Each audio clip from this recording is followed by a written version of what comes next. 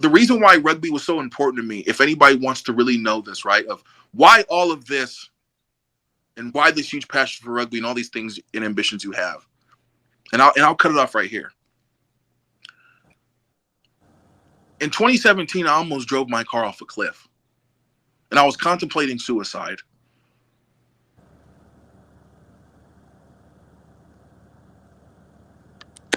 My daughter was 6 months old, and I felt like that was the lowest I've ever been in life.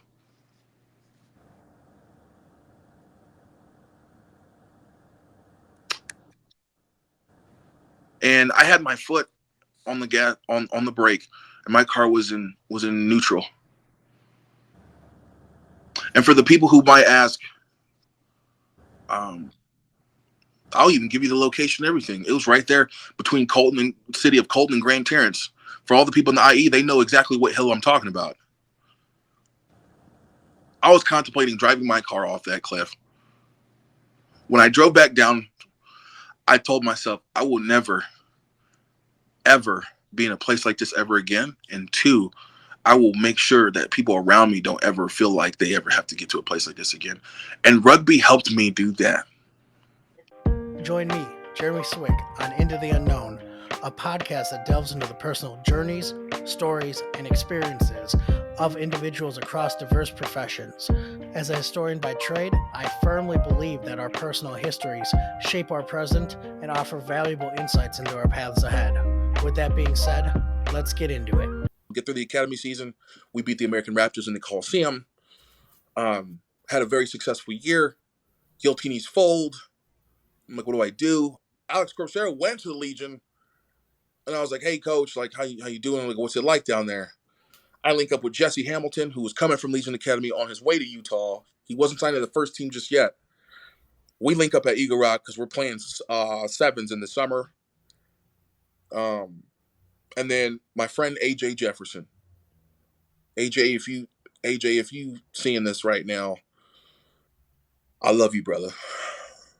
I love you, brother. Like you have no idea. So AJ calls me. I met him at one of the initial tournaments when I played for Eagle Rock the first time. He was playing for Tempe. And one of the things we used to always talk about was they always think the big boys can't run because he was a prop too. He was a slimmer prop. And people would be surprised when they saw us on a sevens pitch. And it's like, one, it was to keep us in shape. Two, rugby league slimmed me down to where I was heavy enough to be a prop and strong enough to be a prop, but I was slim enough to also be a flanker and to play sevens, which is weird, right? So it's like you're like, wait a minute, like this guy can lift a guy off his feet in a scrum, but then you sub in another prop and then just move him to flanker. There's no drop in level. He tells me, he says, hey man, there's this place called the San Clemente Rhinos. And I said, yeah man, what about? I said, man, like, and I've seen Rhinos people through the mix with Giltinis and everything because Cyril Kama was there too. Because because during the academy season, I was playing club rugby with Santa Monica. I get called into an office my last day of training with the first team at Giltinis. I get brought into the GM's office upstairs. They're like, hey, they want you upstairs. I'm like, what? I'm super nervous, right? I'm thinking like, hey man, it's been great. You got great effort, but just go home. I'm thinking that conversation is going to happen. But then I'm also optimistic. I'm like, dude, what if I get the, pursuit of happiness, Will Smith moment where he gets the job, Yeah. I get up there, Kevin Battle and Dave Clancy are sitting in two chairs. They're like, close the door. I'm like, all right. Jeez, like, this is FBI. So I sit there and they're like, look, you've been doing great. And I'm just like, oh, thank God. And they're like, man, like, you've been doing great. Because the thing is, shout out to Dave Clancy. I love him too. Our relationship was a little bit like Kobe Bryant and Phil Jackson. Like, he would always give me the positive reinforcement. I want people to understand this. He would always give me the positive reinforcement after the work was done. But during and before the work, man, I thought this guy hated my guts. I thought he hated my guts. I thought he was one of those guys who was like, oh, look at this crossover rugby who just thinks he can just walk in. Look at this crossover athlete who just thinks he can walk in here as as a rugby player. And I'm just like, and I felt like some people were starting to feel that way around me, at least at the club level. So I'm just like, no, like, I don't know why everybody thinks that like I just walked in here and somebody's just like, yeah, let's just give him an opportunity. Like, does anybody like want to see the miles on my car? Does anybody want to see mind you, does anybody want to see my bank account? And I'm just like, you know what? All right, cool. And Dave Clancy's like, hey, look, you've been doing great. And I'm like, I'm super relieved to hear it come from his mouth. I'm like, oh my goodness, like he thinks I'm doing great. All right, like cool. And he says, we thought you could be a leader at Eagle Rock, but we don't want to, but we can't wait to, because we want to speed up your development. We recommend 2 clubs, Belmont Shore or Santa Monica. Dave Clancy looks at me and says, preferably Santa Monica, because they run our same system. The exact same set piece, the exact same moves, the exact same. The only thing that was different was the calls. And the calls had to be different. Otherwise, the academy guys the Belmont guys you play with on the academy are going to know everything you're about to do.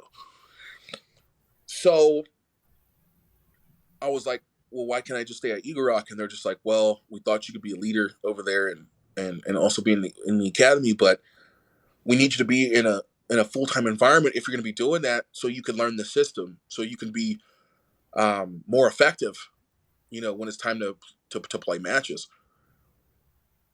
And I'm just like, oh man, that's going to be a tough conversation because I've been on a 2-year grind with these guys. And I talked to Ryan Mattias many times about this stuff, and he gave me the advice I needed at the time. And I'll always be grateful for that.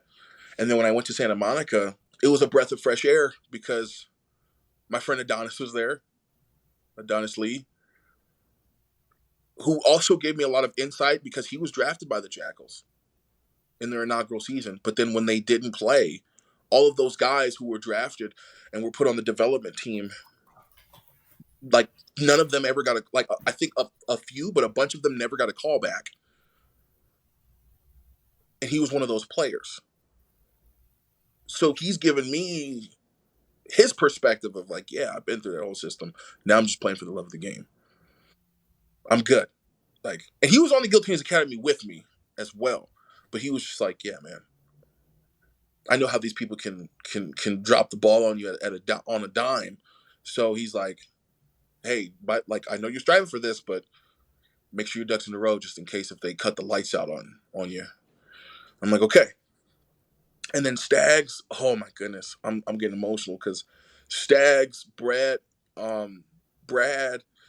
like all the Santa Monica guys from the first team to the second team, like Ed Nod, like those guys were so, because they knew the situation, with the Eagle Rock guys too, right? They're like, hey, we understand, you have a bond with those guys, and we understand like the situation of being referenced over here, but just know that we support you and and everything you're doing, and we built a bond in that way as well because when I was going to Santa Monica, it was also a moment of, okay, if you want to be a professional, boy, you better start acting like one. What happens if you play professionally and you get traded? Like, treat it as if you just got traded. And I'm like, okay. So I wanted to prove myself to the Santa Monica guys too, but then also, also give them that security of I'm also a dependable teammate. And I met a guy, his name's Patty Regan, British guy, played at UCLA. He's like a UCLA rugby legend. Was our captain on the Giltinis Academy. Had to go back home because of some visa stuff. And he was so nice. Dog ZR9, little fiery Irish guy, super nice. Like all the guys were very welcoming. And over the season, we bonded as a team, and we went to nationals that year. We lost to Charlotte. I'll never forgive you for that, Sam Patterson. And you too, Missile at Nav, and now Sabercats. You guys, all right. Like I'll never forgive you guys for those 3 points, but yeah, like it was a good year. And I played alongside guys like Fred Apulu, who's a prop for Chicago, Kahanu Koi, who made his debut on the Giltinis, and now he's just playing sevens. Surreal Kama, who's now with the Legion, who's been a Rhinos guy since he was like in high school.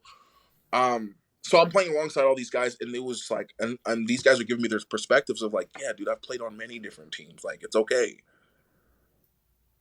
The guys who rock with you are gonna rock with you. The guys who don't, they just won't. It's okay. And I'm like, okay. We have a successful academy season. Giltini shut out the lights. I'm like, all right. I'm thinking, what am I gonna do? AJ calls me. He calls me before he calls me 2022, around the preseason,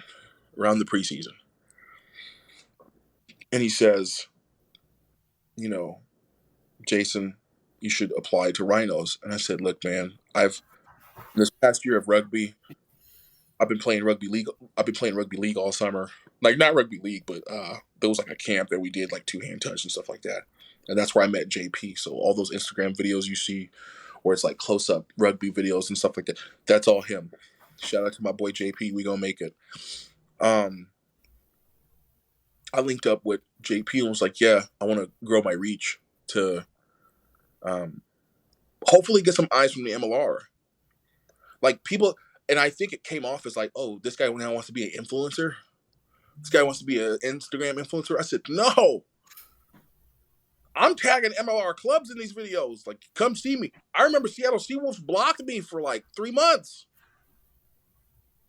They repost my stuff now. Like, I went to a game earlier this year when they played the anthem, and I posted a picture when we were in the crowd, and they reposted it. Like, no hard feelings. But I said, no, I'm going to knock on every door. For English Nat 1, Nat 2, Portuguese clubs, Eastern European clubs, South African clubs, like people like shout out to Grammar Tech in New Zealand, who just, by the way, just won the developmental cup or something like that. I don't know what it's called, but shout out to them in New Zealand. Shout out to my boy Jack Gray, who's playing in the NPC right now, because Grammar Tech was one of those clubs that was like, hey man, look, we'll stay in contact with you and we'll tell you everything you need to do to level up to where you can be good enough to play with us. And again, I'm like, wow, this is a New Zealand club that has produced people to super rugby. I'm just like, okay, like, that opened my eyes to where it's like, all right, cool. Like, not everybody's bushy, right? And mind you, along the way, I've played for Roots, I've played for Harpooners. AJ's like, hey, come to the Rhinos. Now, people who see my resume with the Rhinos, they're thinking, okay, he was in the Rhino system for like a long time. No, I was there for a 2-week trial. 2 weeks. They said, you got 2 weeks to show me something. He says, look, and then AJ's like, look, man, just apply. They're looking for players. They need props. Like, bro, I'll give you the coach's number, all this other stuff. And he says, and I'm like, AJ, and I told AJ, I was like, AJ, man, I don't know, man. Like, I don't know. And he's like, why? So, bro, you one of the hardest working dudes I know. I said, I don't know, man. It's just like, I feel like I feel like I'm at a crossroads. And he's just like, and he's got this Southern Louisiana accent. And he looks at me like through the phone. He says, boy, if you don't quit your crying and come over here and play some damn rugby. He says, come on. He's like, you'll have me here. He's like, look, I'm playing hooker. I need you as my prop. I said, all right. He says, look, we got another guy coming in. He says, look, we're trying to build this squad. And I was like, who are we playing? He's like, we're playing San Diego Legion Academy, and we're doing some training and stuff too. He's like, I think it'll be good for you to be in this type of environment. So I'm like, all right, get down there. I'm praying. I'm just like, man, God, like, God, I know you are very, very um, observant, but like, I don't know if this is a sign to keep going or stop. I'm doing everything I can. I've been successful on the field. I'm successful off of it, right? Because I'm knocking out school. My daughter's doing great in school. Like, I'm not lacking in any other area. But internally, I'm running on spare parts. I'm tired. I'm not getting sleep. I'm still going to the gym twice, 3 times a day. My brother and mom are looking at me like, "Hey, like, we're worried about you." Um, I remember one time I I dropped my daughter off at school, and then I pull into my driveway, and that's when I usually take a shower, go to sleep, and I wake up 3 hours later and I'm still in my car. I'm just like, "Oh snap!" And then I go run errands, go pick my daughter from school, and like, I knew it was bad when it got to a point to where my dad, like my daughter looks at me, she says, "Daddy, you look tired." And in that moment, I told her, I said, "Yeah." I said, "But for the things you want in life, you're gonna have to sacrifice some sleep. But when it's time to get some sleep, you need some sleep. So go to bed." So, and I think with my daughter, that's she was doing a lot better in school, and she became more ambitious in her own right too. And she would she would tell me things like, "Yeah, Daddy, I'm strong just like you." And in that moment, I was like, "Wait a minute, my daughter's seeing how hard I work. Okay, you can't stop." Like, because kids, they look at you and they're watching you. So when she's out here telling everybody like, "Yeah, I'm gonna be like my dad. Like, my dad says he's gonna do something, I'm gonna do it." So and I see it in my daughter. My daughter, she tells you she's gonna do something, she's gonna do it. If she tells you she's got it, she's got it. She's not too prideful to ask for help either. But she's like, you know what? Like, I remember when my dad was taking, she remembers when I was taking her with me to the gym, and I needed more weight on the sled, so I put her on top of it. And she's like, "Dad, like, we're in the car on the ride home," and she's like, "Dad, why do you need to go to the gym 2 3 times a day?" And I said, "Well, remember when you were eating popcorn and hot dogs next to Grandma in the Coliseum, and you had such a great time?" She's like, "Yeah, that doesn't happen without this." And she's like, "Okay." So she associated, okay, the things I want in life, hard work, got it, cool. Um, so I go to Rhinos, we're training. I get introduced to Derek and Andrea. I get introduced to the staff, Coach Eddie, strength conditioning coordinator, Frankie Horn, Cecil. I'm not knowing Cecil's a sevens legend, and a guy by the name of Wasali Serevi. Now, I have no idea who Serevi is, what he, even like to this day, I'm like not to this day, but like up until that point, I did not know who he was. I'm not knowing that he's the guy globally. I'm not knowing any of these things. Okay. But again, respect the elders. So I'm in there. We're training for the 2 weeks. I'm making a good impression. We're doing beach workouts and everything else. Frankie Horn, he's running us into the ground, and we play we play Legion Academy, and we obliterate them. And guess who was our coach during that 2 week period at the Rhinos? Clancy, Of course. Coach Clancy, because I'm not knowing he's the coach there. And I asked AJ, I said, "Hey, who's the coach?" And he says, "Yeah, there's this guy named Clancy." I said, "No way." I said, "You mean the guy from Giltinis, right?" And he's like, "Yeah, I think they hired him after Giltinis went under." And I'm just like, so not only am I going to this high performance, high stress environment, but now I got the coach who I never know if I'm on good terms with him. But I'm just like, mind you, with every time I've played like on Clancy's teams, every time I've practiced, like, he's always spoken highly, and he's like, "Hey, look, like, he's told me things like, yeah, you're good enough to play in the MLR." He's like, "But you need to be twice as good if you want to get half of a shot." He's like, "That's just the brutal, honest truth." And I said, "Okay, cool, like, let's do it then." He walks in the cafeteria. He looks at me. He just goes, he goes, "Are you just following me everywhere? Like, was my?" He's like, he looks at me. He says, "Was my verbal abuse not enough?" Like, and I said, "Nah, coach. I think I just have Stockholm syndrome." And then he looks at me. He's just like, "All right, all right, cool." So we train, and he's honest in practice too. And some guys are getting grilled by Coach Clancy. And I'm hearing, the whispers and stuff after training. They're like, "Man, this guy's," I'm just like, they're looking at me like, "Jayson, like, how does this guy not?" I was like, "Bro, I played a full academy season with him. If you just do what he says, we will not lose a game." We win against San Diego Legion Academy. And I see Coach Corbs there. Coach Corbs is like, "Yo, Jay, my man, you made it." He says, "Hey, man, how long are you with Rhinos?" I was like, "Yeah, man, this is my last week. I'm only here for 2 weeks." And he's like, "Well, you know, thought about playing for the Legion Academy?" I was like, "I'd love to." Again, I say this again. Now I'm like, holy snap. Now I got to drive to San Diego from San Bernardino. It's 2 hours and 20 minutes. I'm like, how am I going to pull this off?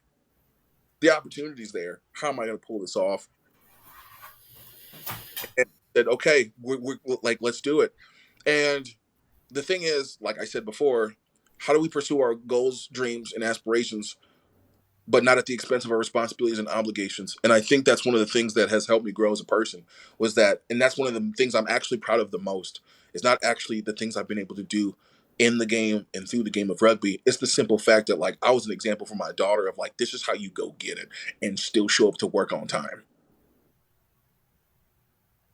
Like, that's what you got to do. And a thing that, I go down there, we have a successful academy season, we don't lose a game. Rhinos calls me back after the academy season's over because I wasn't playing club at the time. It was still like club preseason. Rhinos is like, "Hey, we'd like you to come in with Rhinos for a 15s program." I was like, "I thought you guys were just sevens." They're like, "Yeah, but we're growing a 15s program, yada yada." And I'm thinking like, okay, I'll go. And they're like, how long would you like me to stay? And they're like, "Well, at least a year." And I'm just like, oh my goodness.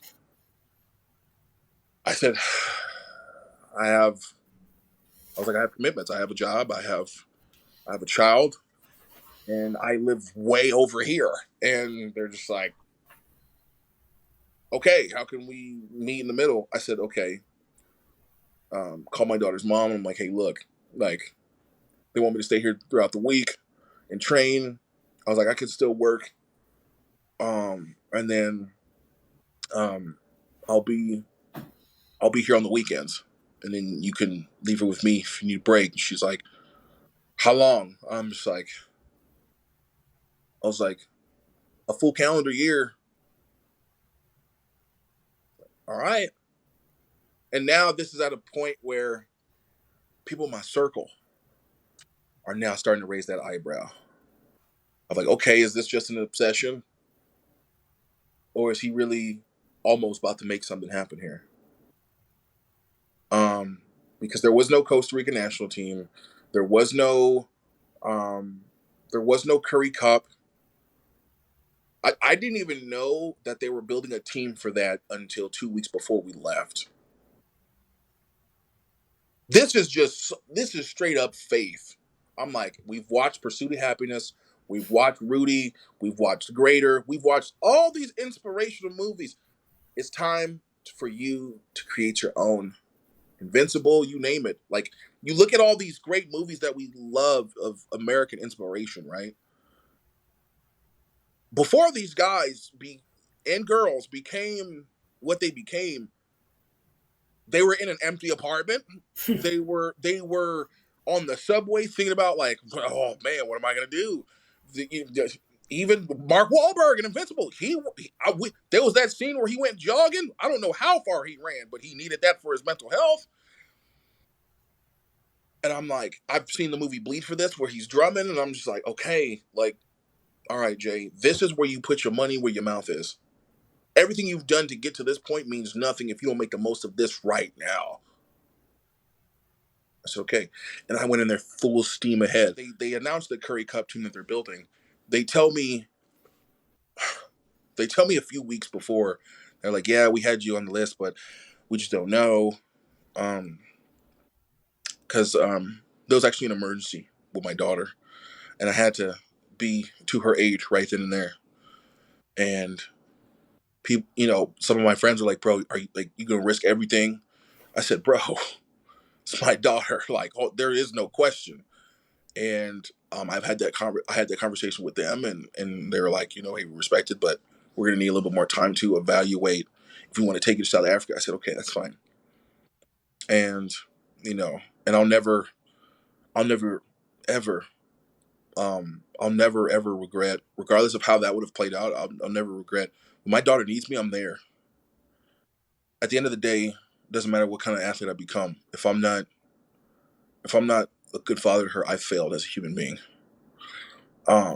So I made that priority very clear with everyone along this journey. And eventually they're like, yeah, we want to put you on this Curry Cup team and play in South Africa. I'm crying. I'm just like, all right, thank you for this opportunity. They fly myself and my friend Aquila on the plane. We go to Curry Cup. There's a bunch of guys from South Africa on the team. There's a bunch of guys everywhere. And the games we played were brutal. And I was like, but I felt comfortable because everything I've prepared for. Like, so when I dropped that tape after the Curry Cup season, people were like, yo, you're not just holding your own there. You're actually like performing like at a high level. Like, you're running over guys. You're doing this. You're doing offloads. You're scrumming. You're mauling, and you're very dominant. I'm just like, yeah, because I was thinking about this when I was driving up to the Bay Area. And that was the first time I actually saw some real rugby money too. Shout out to Andrea and Derek, because they actually drop a bag. Even for rugby 10s, for PR7s. Like, after playing with Rhinos, I've been getting contracts ever since. Portugal, played in Portugal, Costa Rica. Right after Curry Cup, South Africa, Costa Rican national team was like, "Hey, we've been watching you for the last couple of years, and we actually want to take that chance on you." I said, "Okay, I'll go down there, mind you, at 265 pounds, we win Costa Rica sevens. We beat Guatemala in the final. They're like, ain't no way this guy 265 pounds just won in sevens." I said, "Yeah, that's right, we did, because I've been putting all that work in with league and all these other things." We played a test match in Peru. We lost that one last year. It was like, all right, back to the drawing board. Played in Portugal right after that. Come back from Portugal, get a call from the Arena Football League, play in the Arena Football League for 2 months. Was home a week from Portugal, play in the Arena Football League for 2 weeks, or not for 2 weeks, but for 2 months. Come back, and then Costa Rica was like, "Hey, we have a match in the national team stadium against Peru, and this will be the first time a Central America team ever beats a South America team if we win. And this is also the first time the rugby team has ever played in the national team stadium." And you saw that news article I sent you. We went down there and made history. So, and then when I looked at the crowd, everybody was asking me like, "What did you do this for?" And I'm telling people, I'm like, "Look, I do this for the people who want to play this game, who don't have a pathway." Through my journey, I've seen and have come to the understanding that to play rugby at a certain level, there is not a one-size-fits-all pathway system. Two, I think USA Rugby is doing a great job investing in the development of youth rugby and U23s and U19s, trying to speed up that development process. Because as much as I see the comments online about what USA Rugby isn't doing, I think we need to talk about what they are doing well. We need to give credit where it's due. Also, shout out to the youth clubs and the youth coaches who are doing their part, who've been doing their part for years and don't get enough love. Shout out to the club guys who helped develop guys like me, guys who didn't know how to play the game 4 years ago and have been able to really experienced so many things that they wouldn't have been had they not had those people in their lives. Now, as far as the underground rugby, yes, I want to help grow the game and do nonprofit things and donate and really give back to the community. And as far as the tournament goes, I want to help guys get that exposure to get to that level. It's like similar to, I don't know if you ever seen the movie 8 Mile. Oh, yeah. It's like, okay, what if you have a B-Rabbit out there who's playing rugby? He doesn't have the connections. His club doesn't have the connections. If his club had the connections, they probably would help him. But he's out there playing somewhere in rural Michigan and went to a small college that had a rugby team, but they're not really looked at or recruited as far as MLR draft is concerned. Everybody has a part to play in this. Yep. Me, I just want to grow the underground rugby community because there is an underground rugby community that is unspoken of. And no, it's not select side rugby. No, it's not touring side sevens rugby. No, it's the guys in these player pools with 80 to 200 people. And when someone says, hey, we're going to Grenada, or hey, we're going to Rugby Town, or hey, we're going to Freetail, New York Sevens, all these tournaments that we've watched year in and year out. For every team you see out there playing, for those 12, 14 young women and young men who are playing, there's 80 who didn't get picked. And they're all in the group chat. Sometimes they get picked, sometimes they don't. Maybe sometimes they don't get initially picked, but then they call because some guy backs out and things like that. I finally kickstarted my t-shirt support business for men's mental health awareness, which has been a big driving force behind all of this. The reason why rugby was so important to me, if anybody wants to really know this, right, of why all of this and why this huge passion for rugby and all these things and ambitions you have. And I'll cut it off right here. In 2017, I almost drove my car off a cliff. And I was contemplating suicide.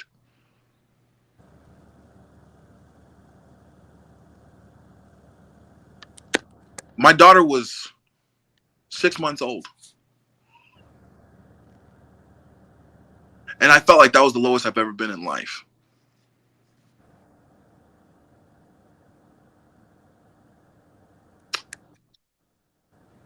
And I had my foot on the gas on the brake, and my car was in neutral. And for the people who might ask, I'll even give you the location and everything. It was right there between Colton and city of Colton and Grand Terrace. For all the people in the IE, they know exactly what hill I'm talking about. I was contemplating driving my car off that cliff. When I drove back down, I told myself I will never, ever be in a place like this ever again. And 2, I will make sure that people around me don't ever feel like they ever have to get to a place like this again. And rugby helped me do that. See, because in football, yeah, I got great memories. Community's not the same, though. Everything's very transactional. But in rugby, even if I didn't accomplish any of the things that I've done so far in rugby, the simple fact that Irene IE took the time to help me, the simple fact that the guys from Riverside didn't judge me, the simple fact that guys from Santa Monica, who have 6-figure jobs, nice cars, nice apartments, and here I am coming from humble beginnings, thinking that I'm gonna be judged stepping into a place like this, and then they welcome me with open arms, with no judgment. I'm like, wow, like, okay, I'm not used to that. I never received that type of community in baseball, in football, in wrestling, none of it.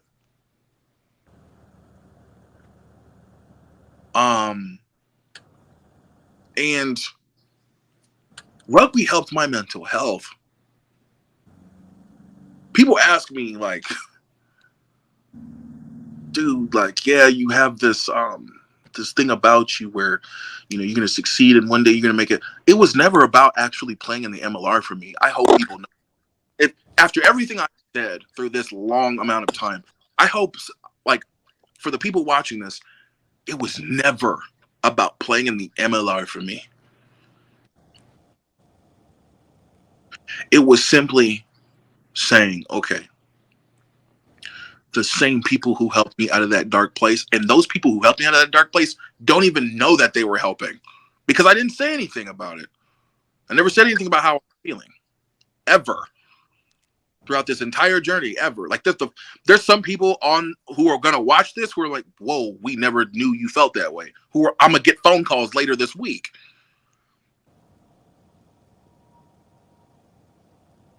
That's why I want to help grow the game. Because though you may be thinking you're just teaching somebody how to pass a ball, you may be helping them in ways you don't even know. And that is my main driving force. That's it. I love that outlook, man. You know, I do want to thank you, man, for taking the time and talk with me today. I really appreciate it, man. Like, this has been a great conversation. I'm so happy you shared your story.